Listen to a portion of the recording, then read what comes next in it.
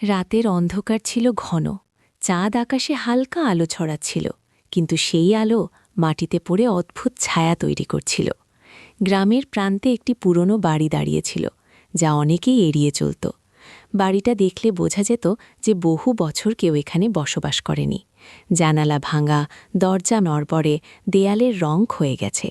আর সবচেয়ে ভয়ঙ্কর বিষয়, যে কোনো মৌসুমে সেই বাড়ি থেকে এক ধরনের শীতল, অদ্ভুত শব্দ বের হতো।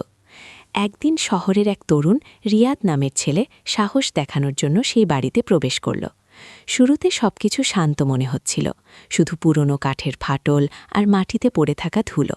কিন্তু হঠাৎই সে একটি কক্ষের দরজা খোলার চেষ্টা করল, আর সাথে সাথে কাঁপুনি ধরল। দরজার ওপাশে কিছুই দেখা যাচ্ছিল না, শুধু মেঝেতে অদ্ভুত চিহ্ন, যা যেন কোনো তিক্ত নিচে গিয়েছে এমন রকম আঁকা। রিয়াদ হঠাৎ শোনা গেল কোথা থেকে যেন কান্নার শব্দ। সে প্রথমে ভাবল কেউ পাশের ঘর থেকে কাঁদছে, কিন্তু যখন সে চুপচাপ ঘরগুলোর ভিতর তাকালো, কোনো মানুষই দেখা গেল না। কান্নার শব্দ ক্রমশ বেড়ে চলল, আর সাথে সাথে ঠোঁটের নিচে শিহরণ বয়ে গেল। সে হঠাৎ অনুভব করল কেউ তার পেছনে আছে। ঘুরে তাকাতে চাইল, কিন্তু কোনো ছায়া নেই। তারপর হঠাৎই কক্ষের একটি পুরনো দরজা নিজে নিজে খোলার শব্দ। রিয়াদ বুঝতে পারল এই বাড়িতে কেবল সে নেই। পরবর্তী মুহূর্তে দেওয়ালের ছবিগুলোর চোখ যেন জীবন্ত হয়ে উঠল, আর ছবির চোখগুলো সরাসরি রিয়াদের দিকে তাকাচ্ছিল। সে হঠাৎ ভয়ে চিৎকার করল, কিন্তু কোনো শব্দ বের হচ্ছিল না। রিয়াদ বুঝতে পারল এই বাড়ি কোনো সাধারণ স্থান নয়, বরং এখানে অতি প্রাকৃত শক্তি কাজ করছে। হঠাৎই মেঝেতে ধুলো ভেসে উঠল, আর অদ্ভুত আকারে বাতাসে ভাসতে লাগল। রিয়াদ দৌড়াতে গেল, কিন্তু দরজা বন্ধ হয়ে গেল। সে চিৎকার করছিল, কিন্তু চারপাশে যেন কোনো প্রাণী বা মানুষ নেই। বাতাসে একটা নরম ফিসফিস শব্দ, যেন কেউ তার নাম ডাকছে। রিয়াদ ফ্রোজেন হয়ে দাঁড়াল। পরের কয়েক মিনিটে রিয়াদ দেখল তার চারপাশের দেওয়ালগুলো ঘন কালো রঙে পরিবর্তিত হচ্ছে, আর দেওয়ালের আঁচড়ে আঁচড়ে একটি মুখ ধীরে ধীরে স্পষ্ট হয়ে উঠছে। মুখের চোখগুলো এতই বাস্তব যে রিয়াদ নিজেকে হারানোর মতো লাগল। হঠাৎই সেই মুখ থেকে হাত বেরিয়ে রিয়াদের দিকে বাড়িয়ে দিল। সে চিৎকার করতে চেষ্টা করল, কিন্তু কোনো শব্দ বের হলো না। রাত গভীর হতে লাগল। রিয়াদ অনুভব করল এই বাড়ি তাকে কোনোভাবেই ছাড়বে না। সে জানল এই ভূত প্রায়শই নতুন আতিথ্য খুঁজে বের করে। প্রতিটি রাত কেউ যদি সাহস দেখাতে আসে, সে তাকে নিজের সাথে রেখে যায়। রিয়াদ মনে মনে প্রার্থনা করছিল যেন কেউ তাকে খুঁজে বের করে। হঠাৎ এক অদ্ভুত হাহাকার, যেন পুরনো কারাগারের কোলাহল, ঘর জুড়ে বাজতে লাগল। রিয়াদ দেখতে পেল দেওয়ালগুলো ধীরে ধীরে তার দিকে ধসে আসছে, কিন্তু কোনো বাস্তব শক্তি নয়, এটা ছিল অতি প্রাকৃত। সে শেষবারের মতো দরজায় ধাক্কা দিল, আর তখনই সব অন্ধকারে থেকে গেল। সকালের আলোয় গ্রামবাসীরা দেখল সেই পুরনো বাড়ির দরজা উন্মুক্ত, কিন্তু ভিতরে কেউ নেই, শুধুমাত্র মেঝেতে ধুলো আর অদ্ভুত চিহ্ন। কেউ বলতে পারত না রিয়াদ কি বেঁচে আছে নাকি সেই বাড়ির অন্তর্গত হয়ে গেছে। গ্রামবাসীরা আজও ওই বাড়ি এড়িয়ে চলে, আর রাতের অন্ধকারে কেউ যদি সেখানে যায় তবে শুনতে পায় হালকা ফিসফিস, আসো খেলি বন্ধুর মতো। আরেকজন সাহসী যদি চলে, ঠিক তখনই ঘটে যেত সেই 2 ঘন্টার চূড়ান্ত আতঙ্ক, যেখানে শুধু রিয়াদ নয়, তার চিৎকারও ভূতের সঙ্গে মিলিয়ে গেছে, আর কেউ কখনো শুনতে পায়নি সেই চিৎকার আবার। রাতের অন্ধকার ঘন এবং বিশ্রী। বাতাসে এমন এক শীতলতা যে ত্বকের প্রতিটি রন্ধ্রে রন্ধ্রে খাম জমছে। গ্রামের প্রান্তে এক পুরনো বাড়ি দাঁড়িয়ে আছে, দেয়ালগুলো ফাটল, জানালা ভাঙ্গা, আর দরজাগুলো নড়বড়ে। যে কোনো মুহূর্তে মনে হয় এই বাড়ি নিজেই শ্বাস নিচ্ছে।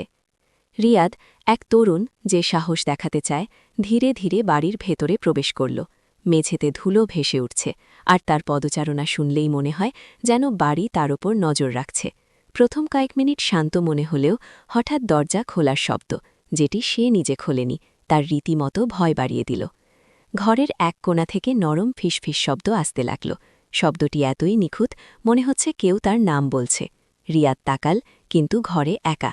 হঠাৎ দেয়ালের একটি ছবি সরাসরি তার দিকে তাকাচ্ছে। চোখগুলো যেন জীবন্ত। সে চোখ ফিরাতে চাইল, কিন্তু না, চোখগুলো তাকে কাঁপাচ্ছে। মেঝেতে ধুলো ভেসে উঠল।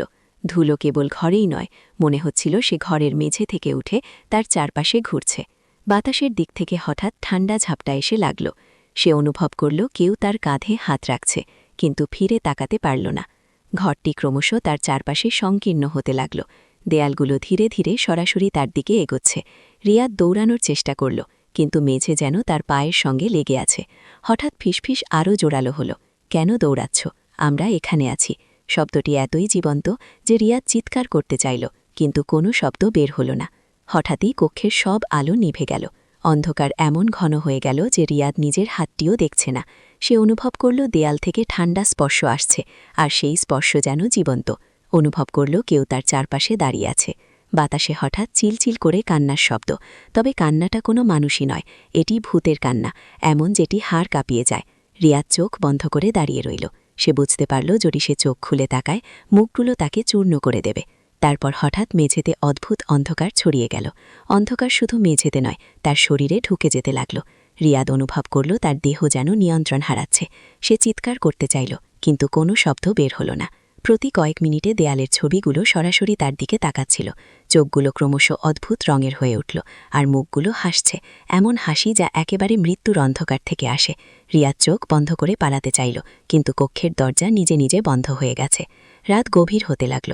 হঠাৎ বাতাসের মধ্যে ভেসে আসলো পুরনো কারাগারের হাহাকার, সঙ্গে এমন ফিসফিস যা বলে এখানে আর কেউ মুক্ত হতে পারবে না। রিয়াদ অনুভব করল সে একা নয়, ভূতগুলো তার চারপাশে ঘুরছে। হঠাৎ মেঝে হঠাৎ করে খসে পড়ল। অদ্ভুত শব্দে মেঝে ভেঙে যাচ্ছে, কিন্তু কোনো শক্তি লাগছে না। এটা অতিপ্রাকৃত। সে দেখল মেঝের ফাটল থেকে একটি মুখ উঠে আসে। মুখটি ক্রমশ তার দিকে এগোচ্ছে। বিকট আওয়াজে দেয়ালের প্রতিটি ছবি কথা বলতে লাগল, চোখগুলো সরাসরি রিয়াদের দিকে। সে চিৎকার করল, কিন্তু শব্দ না, শুধুই নিঃশ্বাস এবং ফিসফিস। রাতের শেষ দিকে রিয়াদ অনুভব করল এই বাড়ি তাকে ছাড়বে না। যদি কেউ এটিকে সন্ধ্যার পরে দেখতে আসে, সে নিজেই হয়ে যাবে বাড়ির অংশ। যিনি শুনবেন শুধুই ফিসফিস, আসো খেলি।